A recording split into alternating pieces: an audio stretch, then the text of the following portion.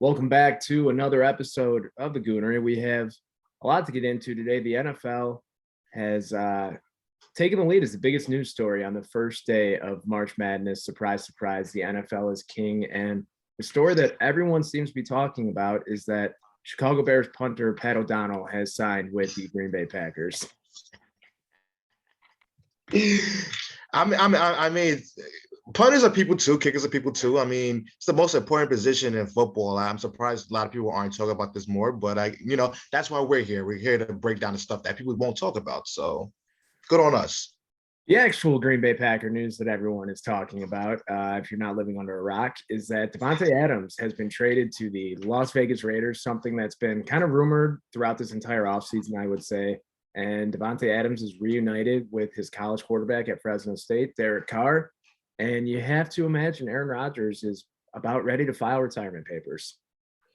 So let's go down the timeline. So this dated back to last season where Aaron Rodgers was mulling whether he wanted to be a part of the Green Bay Packers, whether he wanted to be retired. He was flirting with hosting Jeopardy. And going into last season, there was still rumblings that he may not be happy. He may want to move on. He may want to retire. He may want to do this, that, and a third. We heard a whole lot of things about Aaron Rodgers. So this offseason comes up, even after he gave them the runaround for over a year. Maybe some things are, justified, some things are not. But the reality is what the Green Bay Packers did was bend over backwards for a quarterback that has not won a Super Bowl since 2010. He is the highest paid player in the league now. And you would think that with the stuff that he has, I mean, granted, he probably lost a lot of his endorsements because of the whole immunized thing or whatever, but he still is a guy that makes a lot of money. He's going to make a lot of money after he's done playing football. And I don't ever want to take money out of a pocket out of a guy who's playing the most dangerous sport in America. But you want to talk about a guy that came back and has historically complained about not having enough weapons, and he is the highest paid player in football. But guess what? The Green Bay Packers, according to the standard of which Davante Adams is, and that is the best receiver in football, they lowballed him.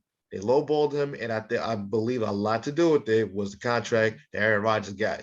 So you bend over backwards for a guy that gave you the runaround for over a year, and now Allen Lazard is your presumed number one receiver now. So you reap what you sow, and this is the exact reason why, we criticize Aaron Rodgers, because everything to him is the media soft, cancer culture, media soft, cancer culture. But in all reality, this is a guy that is a generational talent, but outside of having just one of the best arms we've ever seen, he doesn't have the Super Bowls to, back it up.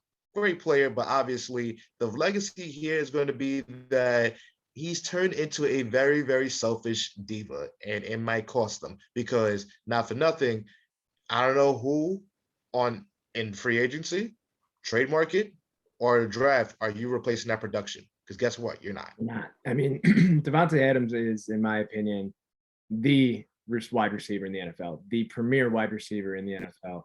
And there's a reason the guy behind me, whose jersey is behind me on the wall right now, there's a reason he was able to keep talent around him, because he was willing to restructure his deal to make sure that his guys stayed happy and stayed around him. Aaron Rodgers taking $62 million next year to win the NFC North, presumably, and see his generational wide receiver walk away and be thrown to probably Allen Lazard and whoever they end up drafting in the first round. But knowing the Green Bay Packers, I wouldn't be surprised if they didn't draft a wide receiver in the first round for Aaron Rodgers, because that's something they've wanted in the past. And what have they done? They've drafted Jordan Love. They've drafted a defensive back. They've drafted a linebacker they didn't need at the time.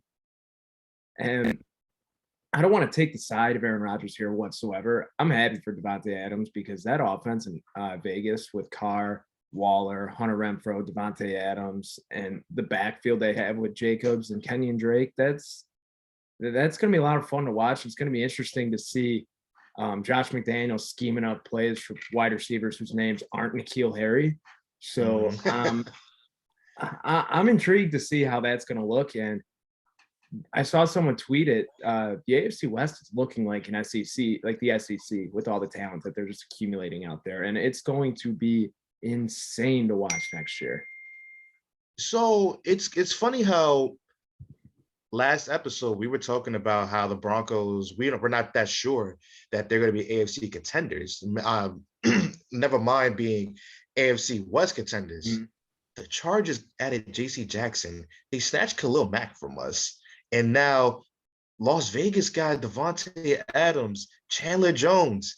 And they have a head coach that, to me, I think a lot of people kind of just brushed it off as another hire because of the first experience with Josh McDaniels. But truthfully, you can't go for that because I think he did the process right.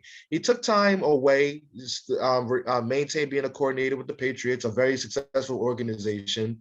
And now he's more seasoned now. He's more mature now that he's stepped away. But that's what's going to make the Raiders much dangerous. Truthfully, I remember last year I made a prediction saying that everyone from the NFC West is going to make the playoffs. I may have to switch that over to the AFC West. Granted, it's risky because as crazy as this sounds, there's going to be one team out of the division that's going to struggle. Yeah, that's going to disappoint. I mean, they're going to eat each other alive. They are going to eat each other alive with how competitive that division is going to be, and football fans are going to reap the benefits because I cannot wait to watch it.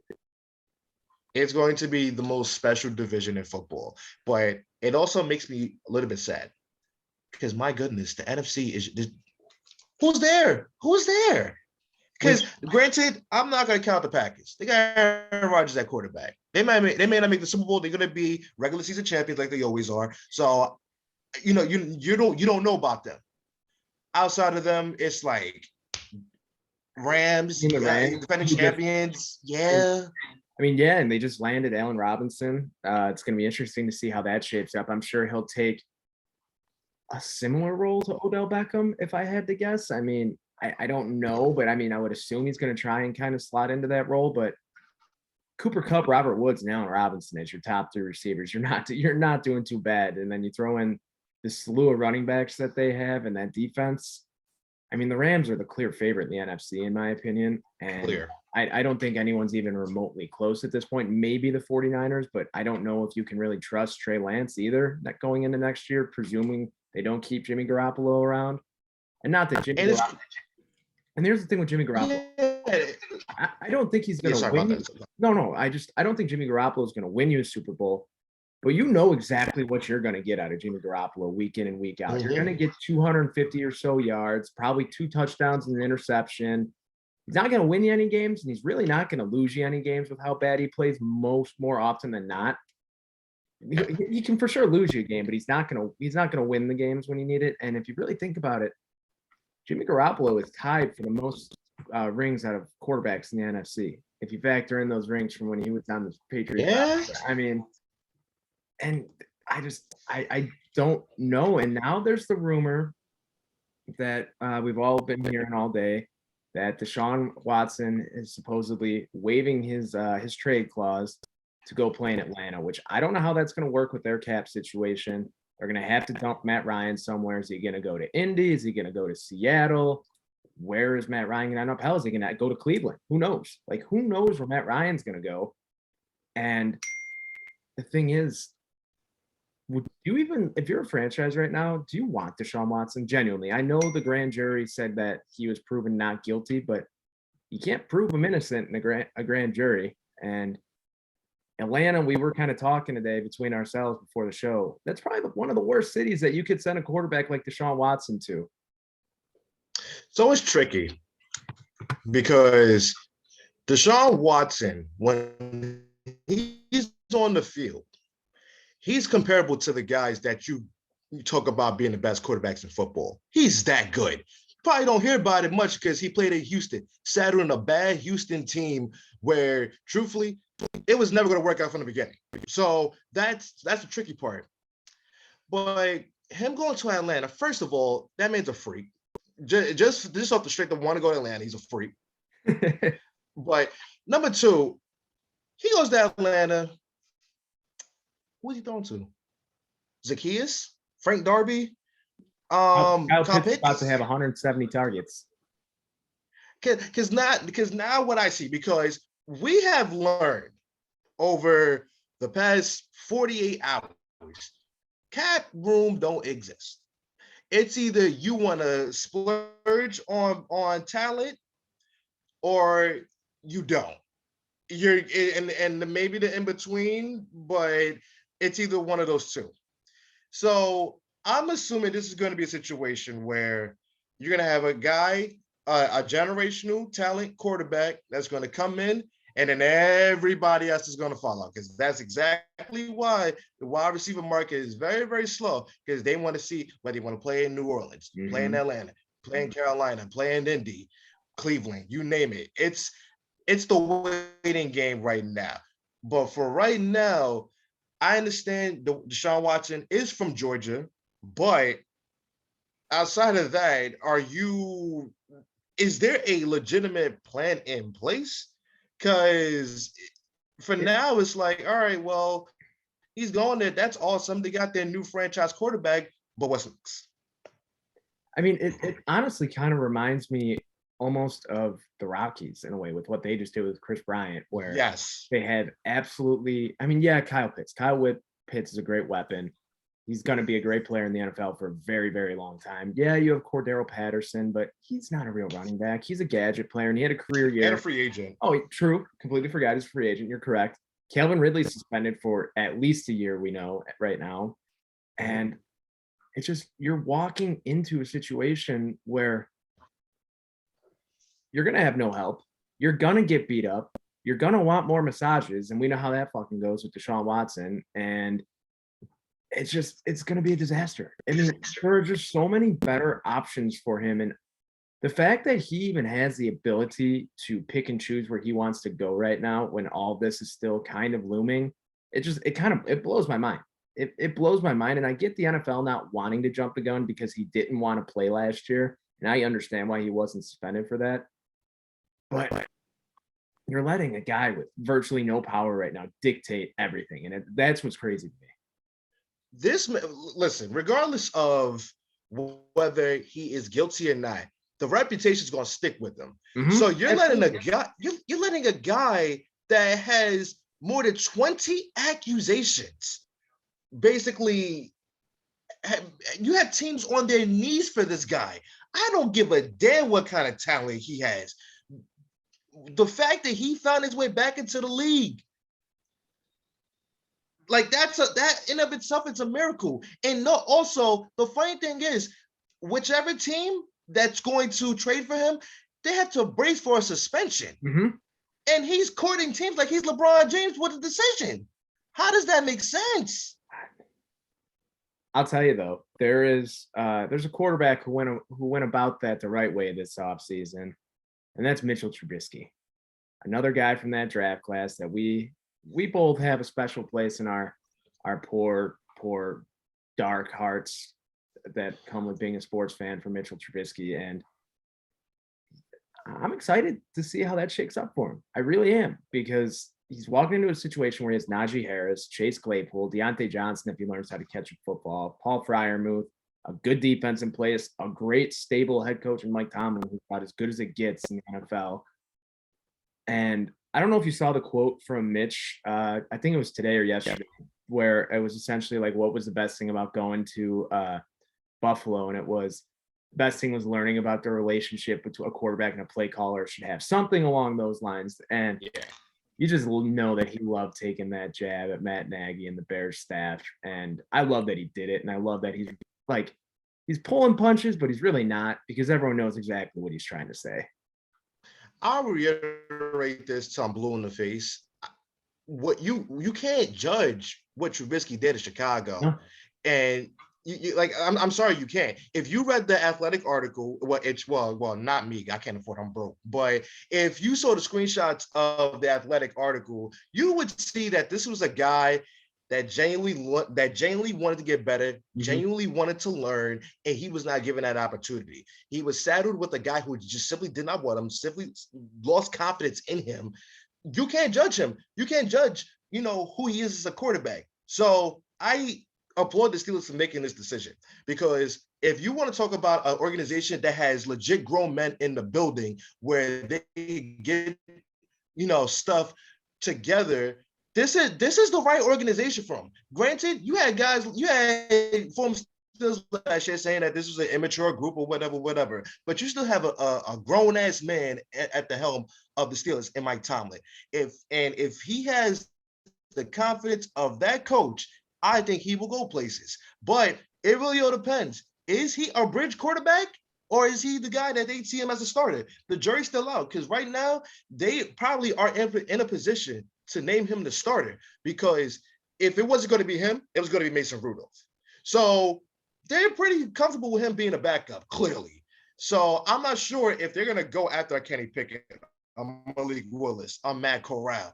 So draft night is going to be very, very, very telling, because the opportunity is out there for him.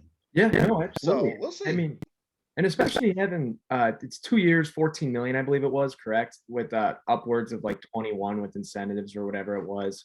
So it's really a proven deal for Mitch. Yeah. He went somewhere where he knows he's going to have to earn another contract, so he must have the faith in himself that he can walk into this situation and be successful. But a quarterback who I could see fitting in there, because obviously you have a depth chart of Mitch Trubisky, Mason Rudolph, Dwayne Haskins. You look at that depth chart 4 or 5 years ago when they were all coming into the league, you're probably like, what the hell happened here? And I still am kind of shaking my head at that between Haskins and Mitch. I mean, I never expected anything out of Rudolph, but right. Obviously Haskins has that Ohio State quarterback reputation. But guess what, Bears fans? We have to convince ourselves that that's not a thing anymore with Justin Fields. So it's a sad reality. But someone who I could realistically see the Steelers going after on day 2 in the draft is Carson Strong, a guy who can sit behind mid, develop a little bit. He's big. He's got a big arm. Not as, dare I say, the Ben Roethlisberger mold a little bit, coming from a non-Power 5 school, big arm, a lot of arm talent, but just kind of needs to put it all together. You know who Carson Strong reminds me of in terms of this draft class? He screams of Davis Mills. Think about why Carson Strong is not among one of the top quarterbacks. Injury history. Yeah, that was the main concern with Davis Mills. And guess what? Davis Mills was a really good quarterback at Stanford. And why you didn't hear about it? Because Stanford was not a good football team, but it wasn't a lot to do with him. Carson Strong in Nevada, I mean, not for nothing, if he had a clean injury history with the arm talent that he has, he's literally a guy that you'll look at like you would have looked at Josh Allen a couple of years ago. A smaller school dude who got a cannon of an arm, and his upside is crazy, but he needed the right coaching. So I could see it, but again, it really is a matter of how good they see Mitch Trubisky. Do they see him as a potential replacement, long-term replacement for Big Ben? But we talked about another one of potential Trubisky suitors on the last show, which was the Giants. And they signed Tyrod Taylor to a relatively expensive backup deal. They should take a swing at him. Yeah. At this point, you would benefit a lot with Strong learning under a veteran quarterback and a guy who's just been in the system. And who knows what the quarterback class is going to look like? We already know that C.J. Stroud and Bryce Young are at the top of the class. So a lot still has to unfold, but if this is if team sees this as a class where you can develop quarterbacks and have them wait a year, this might be the perfect class for a lot of teams, not just the Giants. Yeah, and also, I mean, there's the flip side to that too, where, I mean, people are saying this is one of the weakest draft classes for quarterbacks in quite some time, probably since like 2013, when that was E.J. Manuel, I think, was the first quarterback drafted by the Bills. Yeah. I think he was 13th overall or whatever it was. And I mean, that's unheard of. Obviously, this class is better than that. but people are like comparing it, I've seen, to that level of talent, top to bottom. And you kind of have to wonder, with Trubisky being on that 2-year deal, do the Steelers let it play out, see how he does this year one, see if they think that he's worth an investment, potentially giving him an extension after this year? Or do they let him pay him $7 million to be your starting quarterback the following year, and then perhaps someone have him sit under him for a year with their first round pick? Because if they're in a position where they need a quarterback after this year with Mitch on the roster still, they're probably going to be picking pretty high because Mitch did not meet expectations. So that's going to be the dilemma, because what if they do pick a quarterback in the first round? Do you trade Mitch to see what you can get for him? Because at this point, we don't know what the quarterback market is going to be like. Because, with stuff that we're going to talk about later on, you really never know going into the offseason. So that's the only dilemma that's in their way. And I think, and I want to think that they want to avoid that, because you would think, with how early in the legal tampering process that they did sign Trubisky, that they really, really believe in him to be the guy. So it's going to be tricky. But if they do draft a quarterback, it kind of says a lot, unfortunately. Yeah, obviously we're all pulling for Mitch on this show. I mean, he gets screwed. We'll leave it at that. Mitch got screwed, but regardless, I mean, you said Mitch was one of the first guys to sign in the non-tampering period, but free agency has been moving very, very, very quickly. And obviously I think today is the deadline to sign guys before the draft. Obviously, I think it's today. So just trying to get in their deals. And Ryan Poles and the Bears have been making a lot of moves that I'm not necessarily scratching my head at, but a lot of moves that I'm saying why and trying to understand. I understand all of the salary dumps. I understand trading Khalil Mack. Getting rid of that contract after this year is incredible. I understand dumping Tariq Cohen. Tariq Cohen, obviously, he's still not healthy. And I've said this since he's been in the league. I think he's been the most overrated player on the Bears of the 2010s. And I will stand by that for as long as I live. I don't hate getting rid of Eddie Goldman. You kind of question if his heart is really in football after.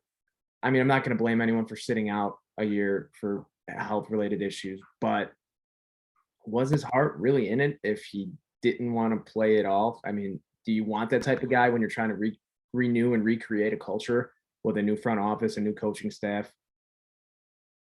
I just, and then they go out today and they sign Equanimeous St. Brown and Bryce Pringle to anchor the receiving corps. And I think that says two things. The Bears are going to be targeting a wide receiver early in the draft, presumably in the second round, and that the front office has a lot of faith in Darnell Mooney. And so, one, I understand why they have a lot of faith in Darnell Mooney. Absolutely. And granted, he's not somebody you would presume as a wide receiver one. But in a bad offense, for the numbers he put up, you probably should buy some more stock into him being number one receiver. I'm just saying. But I had a full-blown meltdown on Twitter where Khalil Mack got traded. I'm going to let y'all know something. I've been a Bears fan for a very, very long time. I want to say 2005. I have never owned a jersey of a current player. Khalil Mack was the first player. That says a lot, because that's a special place in my heart. And I just reminisce about the first game he played as a Chicago Bear. We just terrorized the Packers, terrorized them, and that whole season. That first half of that Packers game, I just thought to myself, "Holy shit! This Bears defense, it might be better than 85. I mean, the way they were putting Aaron Rodgers in the dirt that first half, the way Khalil Mack played. Khalil Mack peaked as a Bear in the first half of his first game. And not to say that he was not good the rest of his time here. He had a little bit of trouble staying on the field, but he changed the culture. He helped change the culture that ultimately eroded away because of Matt Nagy, and it's unfortunate. Absolutely. And I was justifiably heartbroken, but I had to. Ryan Poles saw that this team just simply was not good enough. This is a guy that came from a culture of winning in Kansas City. So who in the hell am I as a Bears fan that don't know a goddamn thing about winning to question the moves he's making? And you know something? When you are seeing the moves he's making, wiping out all the contracts, getting all these, just getting very cheap contracts out of certain guys, you gotta think like Ryan Pace constructed this team, a team that was, in football terms, kicking the bucket, and they was just continue to try to make it work. Poles wants to get younger, he wants to get quicker, he wants to get faster, and that was not the team. That was not the team that was going to be put on the field last season. So I, as like every football fan does, I see free agent transactions go like, damn, we could have got him. Damn, we could have got him. We could have got him. We're going to suck next season. And I need people to understand that. And granted, I know I'm saying this now, but later down the line, when the Bears are probably 1-4 to start the season, I'm gonna say, yo, I'm a miserable Bears fan. I hate bad football. That's why I'm upset. But usually after the season is when I'm like, okay, all that shit happened for a reason. So I have to reel myself in and just realize all of this is a part of a plan. We're going to have a shit ton of money going into free agency next season. And that's what makes me extremely excited. $123 million. That's unheard of. That's like, what? Unheard of. And does it suck knowing that the Bears and the Seahawks are the only two teams, or the two teams that are eating the most money this next year? Yeah. Mm-hmm. But guess what? The question that I've been asking people is, were the Bears closer to winning a Super Bowl with Khalil Mack, Tariq Cohen, Eddie Goldman, Danny Trevathan, all these guys on the roster? Or are they closer right now after getting rid of them and dumping their salaries? And that kind of gets people stopping their tracks, realize that Ryan Poles is trying to create his own culture, do his own thing, and tearing this thing down to the studs because Ryan Pace messed up the Chicago Bears that badly. And it sucks. These next few years are going to be miserable. Let's not beat around the bush. It's not gonna be fun. The fun part's gonna be watching Justin Fields and seeing the flashes that he has that we know why we traded up to draft him 11th overall for. And hopefully we see them. Hopefully he develops the way he's supposed to. But it's hard to get excited for next year, but I'm already excited for the following offseason. Let me tell you something. I'm extremely excited to see Justin Fields' development, because let me tell you something.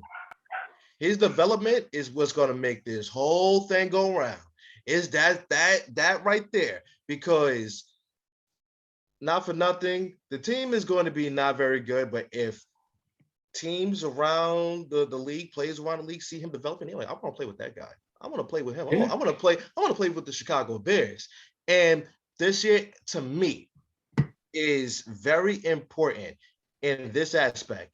This is a culture building year. Mm-hmm. They don't have to win. They don't have to, do anything spectacular. All they got to do this year is set a culture.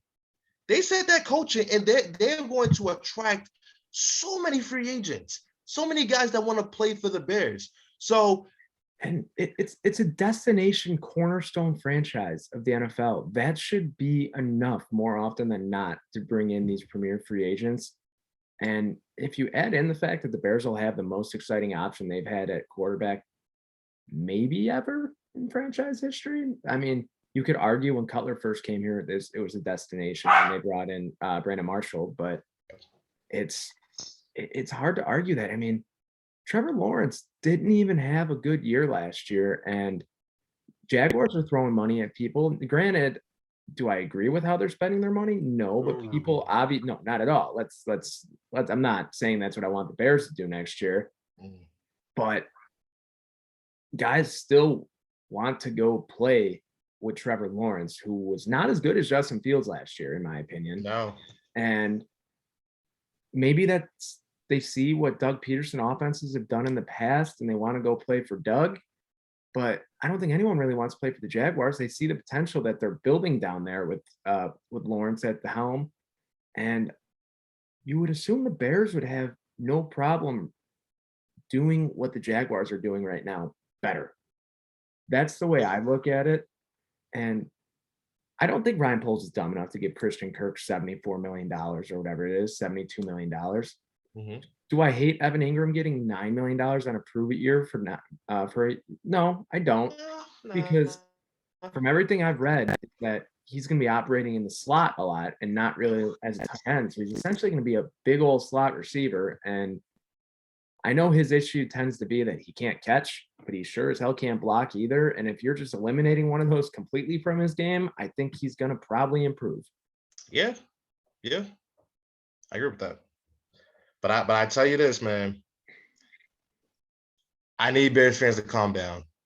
Just calm down, man. Like your excitement now is probably going to be in the dirt once you see Juju sign with another team. Once you see MVS to a lesser extent sign with another team. But when draft time comes around, and possibly they trade into the first round and get a top flight receiver like a Gary Wilson or a Chris Olave, Jameson Williams. Yeah, y'all gonna understand why that the process was why the process was the process. So right now, the Bears are in a really good position to make a very, very big splash, whether it be trained to the first round into the first round for offensive linemen, getting a wide receiver in the second round, in a good position. Yeah, not to get off Bears talk here real quick, but number 15 seed St. Peter's just took down number 2 seed Kentucky Wild. Get the hell out of it! What? 85-79 in overtime. Jersey, stand up! Wow! Wow! Oh my God! Hey, they joined another team with an upset today. My Michigan Wolverines. And I totally believed in them. Don't check my tweets, but I believed in them the whole time.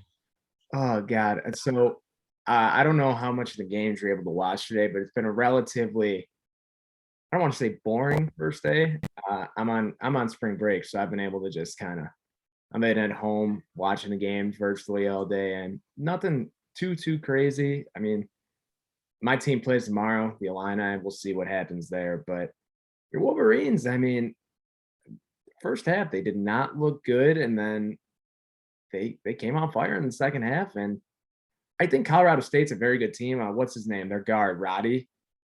That's a a machine of a man. He's a dude. He's 6'5", 250-pound guard. I mean, he would last in the Big Ten, and that's saying something for a Mountain West guard. So 2 Big Ten points, but but I would take second half Michigan over a lot of teams in this field. That was a team because Michigan's biggest problem throughout this entire season, they couldn't shoot. They didn't have a guy to take over. Caleb Houston, a freshman, took over that game. He was shooting the damn lights out. And if you watch any Michigan basketball this season, you would know by far best player, well, not by far, but best player on the team. Because Hunter Dickinson, he get a little high and cold. I love Hunter Dickinson. Yeah. I love that man, but Caleb Houston is that guy. But number 2, I know you are extremely happy that I was out, so you do not see Jordan Bohannon's face going far in the NCAA tournament. I mean, you would think year 7 or whatever it is, he would learn how to win a game in the tournament, and I think not enough. I think not enough people are talking about Fran McCaffrey not being able to win the big one, win when it matters. Yeah, he won the Big Ten tournament, but the last 2 years, Big Ten tournament's been the kiss of death between Illinois and Iowa, so I can't really talk. I tweeted earlier that Fran McCaffrey is Pat Fitzgerald with glasses. It's like every year I hear all this talk about him. It's like they have this weird like fantasy about him. And same thing with Pat Fitzgerald. They're literally guys that are loved, but you always see them in the news because they lost. Like, someone got to tell me something. Yeah, I mean, And I don't want to dance on too many graves yet because Illinois hasn't beaten Chattanooga yet. But it's been an interesting start for the Big Ten in the tournament, to say the least. I mean, last I saw, Indiana was getting mollywopped by St. Mary's. Michigan had a good win today, no doubt about it. Rutgers lost in rough fashion last night. We'll say it. Thank God I ain't do a bracket because I would have go a little bit far. I had Rutgers making a little bit of a run. Yeah. I think Ron Harper and Geo Baker are two really, really talented players, and I've watched them terrorize Illinois for the last few years, and it has not been fun. Yeah. But I mean, yes, the Big Ten has the most teams in the tournament, but they also eat each other alive, just like we were saying the AFC West is going to. And there's a reason Big Ten teams haven't made a run since, what was it? I think 2019 when Michigan State went to the Final Four. I might be wrong in that. I think it was 2019. But I don't know. I'm just amazed that the St. Peter's Peacocks took down Kentucky. That's a shocker. I mean, that's good for them. It's 2 15 seeds in a row, 2 years in a row. Oral Roberts last year taking down who'd they take down? Ohio State. Ohio State. That's correct. I love that. If there's anything that I love more in the world, it's Notre Dame football losing, Iowa basketball losing, and Ohio State anything losing. So preach. Same thing. I think Notre Dame football definitely, but anything Ohio State definitely. I hope they get smacked by Sister Jean and the crew. Oh no, I don't. But I'll say that I hate Loyola basketball too. I can't stand Loyola basketball, and it might be because last year when Illinois lost in the round of 32 to Loyola, I was driving home from visiting a friend in Mobile, Alabama, and I was in the middle of nowhere, Mississippi, listening to the game on the radio, streaming it, and I was about to drive my car up the nearest bridge when I saw how bad that game was. Mm-hmm. But I just hate Sister Jean. I mean, she's a witch. I hate it. I mean, call me a bad person to hate on a 101 or 102-year-old woman, but I hate her. I can't stand it. I mean, they tout her around, push her around in her wheelchair like she's their mascot. I can't believe, like, her time was up a long time ago. Let me say that. And I honestly think EJ Liddell is going to take his nuts and drag them across her face tomorrow. I'm not gonna lie to you. That run they went on, I believe it was 2018. Yeah, it was fun. We eliminated them. Yeah, it was fun. It was fun, but damn, did it feel good to eliminate them? Oh my God! Because their brand of basketball is annoying to play. Like it's like up there with Syracuse levels. Yep. When they were good. That brand of basketball kills me, but you know what? It works. It works, and I hope that thing is working tomorrow too. I think that, I mean, obviously the issue that I have with Loyola is, I mean, I go to Illinois fan, and it's constantly hearing that Loyola is the best team in the state. If Loyola and Illinois played that game last year 10 times, I guarantee Illinois is winning 7 or 8 of those. You can't put Loyola in the Big Ten. They would get absolutely. They get eaten alive. They play in a Mickey Mouse conference, and I'll give it to Crutwood last year. Cameron Crutwood was unbelievable. Yeah, unbelievable. I mean, Kofi Coburn got eaten alive by him, and that's just sad considering Kofi Coburn's 7 feet, 290 pounds. But the fact that, of course, Illinois is in the same region as them as well again this year, so there's still a possibility. Who knows? Hey man, that's stuff like that sticks with you. So I understand your hate for them. I would probably react the same way. Yeah. Who does Michigan have? Do they have Tennessee? Tennessee, that's what I thought. Yeah. So you know what? That's gonna be a tough one. It was fun. It is what it is. We went farther than anyone thought we were supposed to. We weren't even supposed to be here. Okay. So if we get popped by Tennessee, it's all good. Hey, I'll be honest. I put a little bit of a future bet on Tennessee roughly 3-4 weeks ago. Tennessee to win the national championship, and I'm I'm looking at my chops right now. It'd be $10 to win about, I think it's 420 I would bring home. So I would could use the cash. I'll say that. So I'm sure there's people out there who have a lot more money than I do on it than $10, but those $10, those are gonna go a long way. I'll say that. Business is business. If you have a hate towards Michigan after the fact, I will completely understand. We'll see. But if that's the case, I still have my money on Illinois to win. That'd be 20 to win $1,000, which would, hey, I would love that even more. Let's be honest. And why not? And that won't happen though. Who am I kidding? They'll probably lose the round of 32. But it is what it is. It's been a fun start to March Madness. I'll say that. Definitely. Best time of the year. For sure. I mean, baseball's back today. Spring training game started. You had March Madness going, NFL free agency. Good times are coming, people. Good times. Oh, yeah. If they're not here already, they're on the horizon. So with that being said, we will be back next week with another episode of the Goonery. If you made it this far, we appreciate it. Don't forget to like, share, subscribe to the show, and we will see you next time.